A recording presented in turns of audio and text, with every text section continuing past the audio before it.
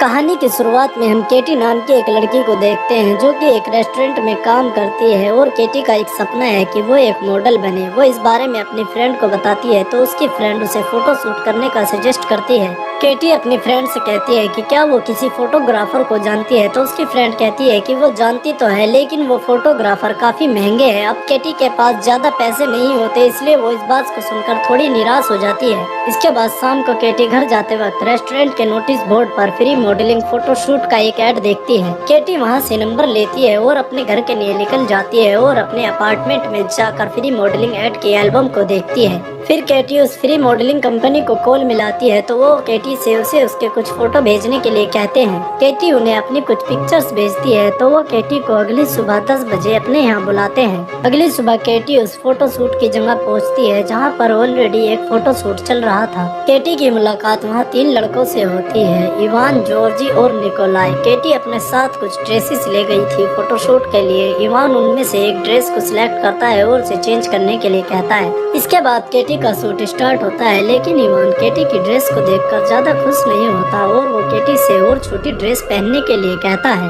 केटी को ये सही नहीं लगता, इसलिए वो इवान को मना करती है, लेकिन इवान उसे मनाने की कोशिश करता है कि अगर तुम्हें मॉडल बनना है तुम्हें ये सब करना ही पड़ेगा। इवान कहता है कि अगर तुम्हें फ्री में फोटोशूट चाहिए तो तुम्हें ये सब करना ही पड़ेगा, लेकिन केटी को सही नहीं लगता, इसलिए वो उसे सॉरी कहकर वहाँ से चली जाती है और अपने घर आ जाती है। अगले दिन सुबह जब केटी जॉगिंग से वापस अपने घर आती है तो कोई उसकी डोर नॉक करता है। जब केटी गेट खोलती है तो वहाँ जॉर्जी होता है। वो केटी को उसके फोटो देने आया था। केटी उन फोटो को लेने के लिए मना करती है लेकिन जॉर्जी कहता है कि फोटो काफी अच्छे हैं और उसने अपने कंप्यूटर से भी उन फोटो को डिलीट कर दिया है तुम्हारी प्राइवेसी के लिए। केटी पेन ड्राइव लेकर डोर लॉक कर लेती है। असल में जॉर्जी केटी से झूठ बोल रहा था, उसने कोई भी फोटो डिलीट नहीं किए थे और वो उसी के फोटो को बैठ कर देख रहा होता है। इसके बाद हम केटी को देखते हैं जो कि कूड़ा फेंकने के लिए रात में बाहर आती है और कूड़ा फेंक कर वापस रूम में जाकर सो जाती है। रात को जब केटी की अचानक आँख खुलती है तो वो देखती है कि जॉर्जी उसकी सोते हुए फोटो खींच रहा है। केटी गुस्से में उठती है और जॉर्जी से वहाँ से जाने के लिए कहती है, लेकिन जॉर्जी केटी की बात नहीं सुनता, इसलिए केटी इलेक्ट्रिक गन से जॉर्जी पर अटैक करती है जिससे जॉर्जी नीचे गिर जाता है और उसे करंट लगने लगता है। केटी मौका देखकर वहाँ से बाहर भागने की कोशिश करती है लेकिन जॉर्जी केटी को पकड़ लेता है और उसका मुंह दबाकर उसे वापस घर के अंदर ले आता है, लेकिन केटी की आवाज सुनकर उसका पड़ोसी जाग जाता है। जॉर्जी केटी को काफी बुरी तरह से पीटता है और केटी की हालत अधमरी कर देता है और इसके बाद उसके मुंह में एक कपड़ा डालता है जिससे केटी शोर न मचाए।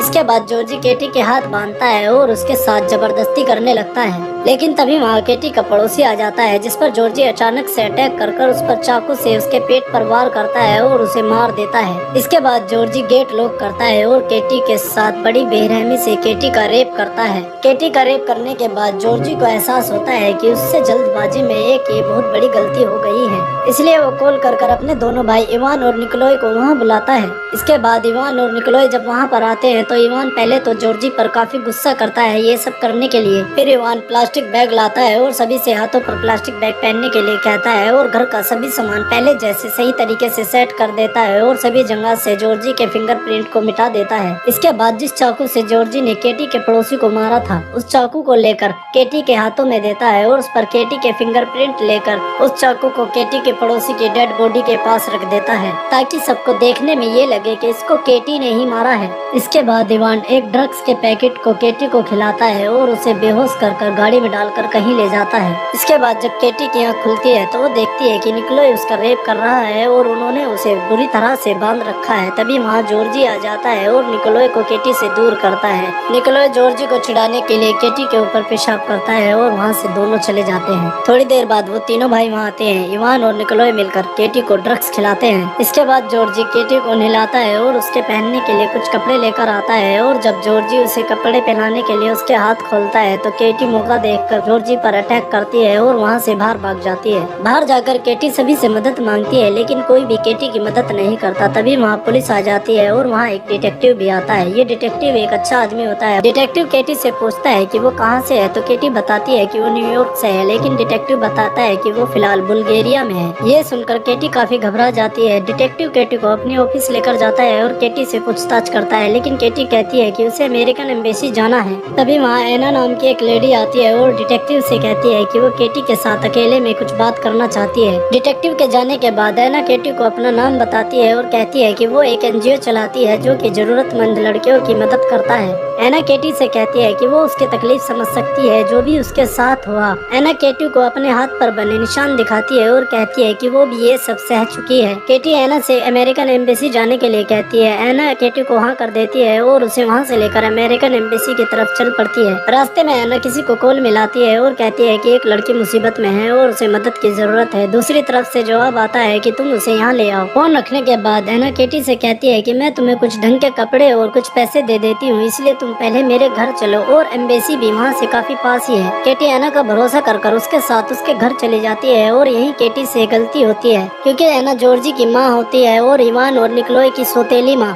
एना केटी को घर के बेसमेंट में ले जाती है और केटी ये देखकर शॉक्ड हो जाती है कि ये तो वही जगह है जहाँ से वो बचकर भागी थी। केटी एना का भरोसा कर दोबारा से मुसीबत में फंस जाती है। एना केटी के चेहरे पर थूकती है और उसे मारती है और इवान केटी को पकड़कर दोबारा से जंजीरों में बांध देता है और उसे फिर से बंदी बना लेता है। थोड़ी देर बाद वहाँ पर जॉर्जी और इवान के डैड आते हैं और वो एक इलेक्ट्रिक रोड लेकर उसे केटी के मुंह के अंदर डालकर उससे केटी को बिजली का करंट लगाता है। वो बारी बारी केटी के शरीर के सभी अंगों पर उस इलेक्ट्रिक रोड से केटी को बड़ी बुरी तरह से करंट लगाता है। इस सबसे केटी को काफी ज्यादा तकलीफ होती है और इसके बाद इवान के डैड केटी का बड़ी बेरहमी से रेप करते हैं। दूसरी तरफ हम एना को देखते हैं जो कि बैठकर रो रही होती है क्योंकि उसे भी केटी के साथ ये सब गलत होने का एहसास होता है, लेकिन वो मजबूर होती है क्योंकि वो इन सब की गुलाम होती है। थोड़ी देर बाद केटी के पास इवान पहुंचता है और हम देखते हैं कि केटी की हालत काफी खराब हो चुकी है और वो किसी भी वक्त अपना दम तोड़ सकती है, लेकिन इसके बावजूद इवान केटी को बहुत ही बुरी तरह से पीटता है और उसकी हालत बिल्कुल अधमरी कर देता है। इसके बाद ये लोग वहाँ जमीन में एक बड़ा गड्ढा खोदते हैं और वहाँ पर एक बॉक्स भी होता है जिसके अंदर ये केटी को बंद कर जमीन में दफनाने वाले होते हैं। फिर ये लोग केटी को उठाकर उस बॉक्स में बंद करते हैं और उसकी हालत पर हंसते हैं और उस बॉक्स को जमीन के अंदर दफना कर उस जगह से सारे सबूत मिटा देते हैं और उस जगह को एकदम क्लीन कर देते हैं। लेकिन जहाँ ये लोग केटी को दफनाते हैं उस जगह के नीचे एक सीवर लाइन होती है और बॉक्स के वजन से उस जगह की मिट्टी खिसक जाती है और बॉक्स नीचे गिर जाता है सीवर लाइन में, और इसी वजह से केटी किस्मत से बच जाती है क्योंकि वो बॉक्स गिरने की वजह से टूट जाता है। इसके बाद हम इवान और निकोलाई को देखते हैं और निकोलाई इवान से रात को पार्टी करने के लिए कहता है, लेकिन इवान उसे मना कर देता है, इसलिए निकोलाई अकेले ही जाने का डिसाइड करता है। सीन चेंज होकर केटी पे आता है और हम देखते हैं कि केटी की हालत काफी बुरी हो चुकी है और वो ठीक से चल फिर भी नहीं पा रही है। केटी वहाँ कहीं से कुछ कपड़े ढूंढती है अपने शरीर को ढकने के लिए और वहाँ से बाहर निकलने की कोशिश करती है। तभी उसे वहाँ एक गेट दिखाई देता है जो कि एक चर्च में आता है। फिर हम चर्च के फादर को देखते हैं जिसे अचानक कुछ आवाज आती है। जब चर्च के फादर देखने जाते हैं तो वहाँ केटी होती है जो कि खाने पीने का कुछ सामान चोरी कर रही होती है।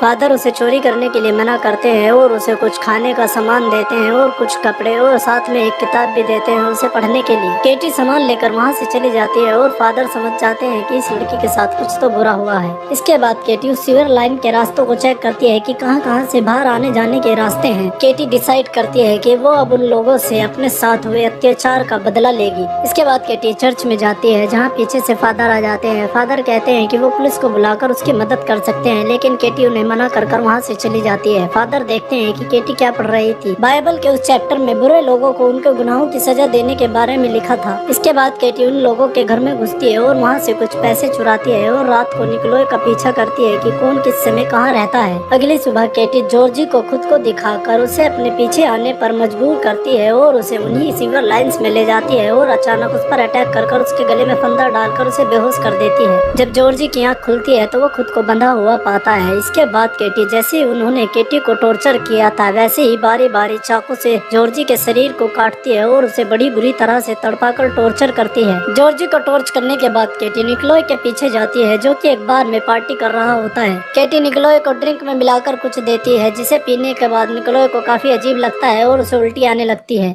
इसीलिए निकोलाई वहाँ से उठकर बाथरूम में जाता है। निकोलाई के बाथरूम में जाते ही केटी वहाँ कर दरवाजा बंद कर लेती है और निकोलाई को काफी बुरी तरह से पीटती है और जैसे निकोलाई ने केटी के ऊपर पेशाब किया था वैसे ही निकोलाई की गर्दन पकड़कर टॉयलेट के अंदर डाल देती है जो कि काफी गंदा होता है और जिसकी वजह से निकोलाई को सांस नहीं आता और उसका वहीं दम टूट जाता है और निकोलाई को मारकर केटी अपने पहले गुनहगार से अपना बदला ले लेती है। इसके बाद केटी फिर से जॉर्जी के पास जाती है और उसे फिर से दोबारा से बुरी तरह से टॉर्चर करती है। नेक्स्ट सीन में हम जॉर्जी के डैड को देखते हैं जो कि चर्च में प्रेयर कर रहे थे। तभी उसकी नजर केटी पर जाती है और वो केटी को देखकर बुरी तरह से घबरा जाता है। वो एना से कहता है कि मैंने अभी उस लड़की को यहाँ पर देखा। वो केटी का पीछा करने के लिए केटी के पीछे जाता है। तभी केटी उसके सर पर पीछे से वार करती है और उसे बेहोश कर देती है। जब उसकी आँख खुलती है तो वो देखता है कि केटी ने उसे एक लोहे के बेड पर बुरी तरह से बांध रखा है। इसके बाद केटी उस रोड को उस आदमी के मेन पॉइंट पर रखती है और उसे करंट लगाती है जिससे वो बुरी तरह से तड़पता है। फिर केटी वहाँ रखी एक बड़ी इलेक्ट्रिक शॉक मशीन को लाती है जिसके 2 वायर होते हैं। वो एक वायर को बेड पे लगाती है और दूसरे को उसके मुंह के अंदर डालती है। और जब केटी उस मशीन को ऑन करती है तो उस आदमी को इतना करंट लगता है कि उसके शरीर से धुआं निकलने लगता है, जिसकी वजह से केटी इसे भी बड़ी बेरहमी से मार डालती है। इसके बाद हम ऐना को देखते हैं। जब ऐना अपने घर पहुंचती है तो वहाँ उसे सभी सामान बिखरा हुआ दिखाई देता है और तभी उसे बेसमेंट से म्यूजिक की आवाज आती है। वो चेक करने के लिए नीचे बेसमेंट में जाती है। तभी उस पर केटी अटैक कर देती है और ऐना को मारकर उस गड्ढे के अंदर गिरा देती है जहाँ उसे दफनाया था। केटी ऐना को उसी बॉक्स के अंदर डालती है और उसे जॉर्जी की हालत भी दिखाती है। फिर केटी उस बॉक्स का कवर लाती है और उसे ऐना के सर में मार मार कर ऐना को बेहोश कर देती है और बॉक्स को बंद कर देती है।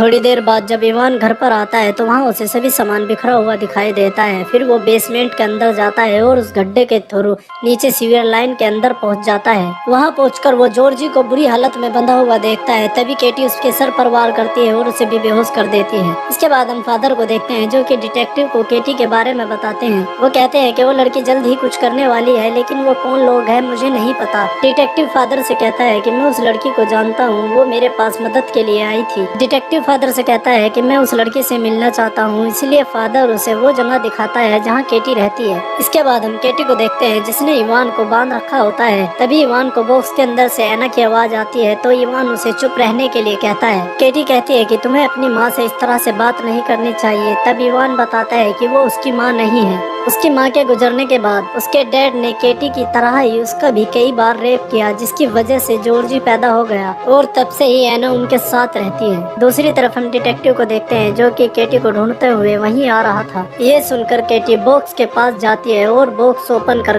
ऐना के सामने ही जॉर्जी को बड़ी बुरी तरह से तड़पा तड़पा कर मार देती है। इसके बाद केटी इवान के पास जाती है और उसके पेनिस को एक प्रेशर मशीन में फंसाकर उसे जब तक टाइट करती है जब तक कि उसका पेनिस फट नहीं जाता। इस सब से इवान को हद से ज्यादा तकलीफ होती है। तभी डिटेक्टिव वहाँ आ जाता है और केटी से ये सब करने के लिए मना करता है। तभी अचानक इवान उठ जाता है और केटी को पकड़कर उसका गला दबाने लगता है। डिटेक्टिव इवान के सर में गोली मारकर इवान को मार देता है और जाने अनजाने में सही केटी की मदद कर देता है। डिटेक्टिव केटी को सॉरी कहता है क्योंकि वो उसकी शुरू में मदद नहीं कर पाया था। इसके बाद केटी बाहर आती है और मुस्कुराती है और मूवी के लास्ट सीन में हम देखते हैं कि केटी अमेरिकन एम्बेसी के अंदर जा रही है और यहीं पर मूवी का एंड होता है।